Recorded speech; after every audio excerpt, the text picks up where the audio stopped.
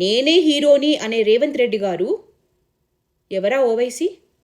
हिंदुस्तान हम 25 कौड़ है ना, तुम 100 कौड़ है ना, ठीक है।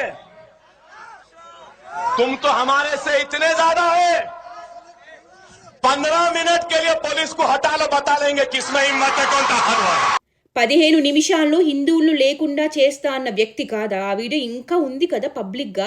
నిజంగా న్యాయం చేయాలి అనుకుంటే కేసు రీఓపెన్ చేసి ఆయన చేసిన తప్పుకి శిక్ష పడేలా చేసే దమ్ముందా అని ప్రజలు అడుగుతున్నారు. ఈ రోజున చేయగలరా? అలాంటి వాటిని సార్ తెలుగులో కాసేపు మాట్లాడొచ్చా అని అడగడం. తెలుగు రాష్ట్రంలో తెలుగు మాట్లాడాలి అంటే అసెంబ్లీ సాక్షిగా రజాకర్ పార్టీలని ఏకంగా ముఖ్యమంత్రి పర్మిషన్ అడగాల. अध्यक्ष ने अकबर साहब आप परमिशन दे तो 2 मिनट मैं तेलुगु में बोलता हूँ कि तेलुगु में नहीं बोले तो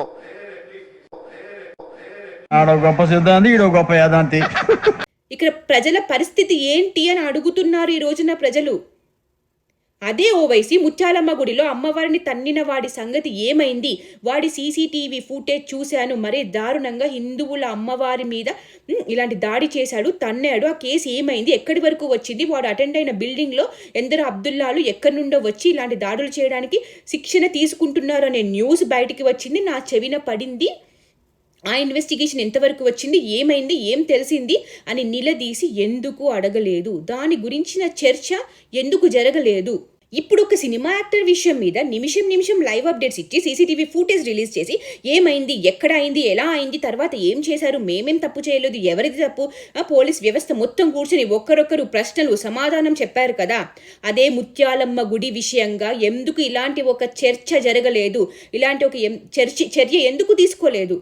ఎందుకు ఈ రోజుకి ఎవరికి ఈ విషయం గురించిన క్లారిటీ ఇవ్వలేదు? ప్రజలుకి సమాధానం తెలుసుకోవాల్సిన అది లేదా?